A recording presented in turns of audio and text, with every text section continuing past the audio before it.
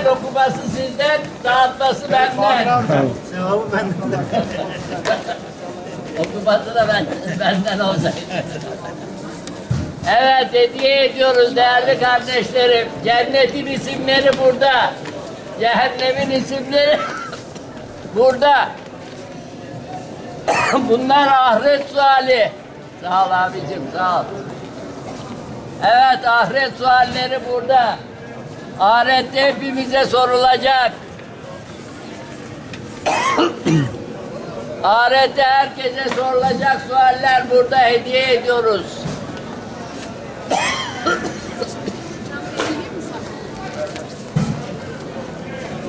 Evet, güzel isimler.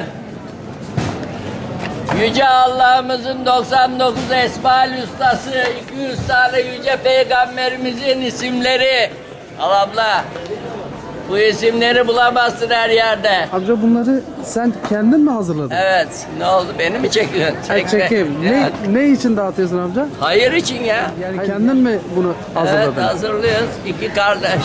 Evet. Hazırlıyoruz. Bak, burada cennet var, cehennem var. Hepsi var burada. Bak gör, oku. Büyük melaikeler var. Cebrail, İsrafil, Mikail. Tabii insanlar diye. öğrensin diye tabii. Sağ ol, Allah razı olsun. Allah hayrını kabul etsin amca. Amin, amin Allah-u inşallah. Teala senden Amin razı olsun kardeşim. amca.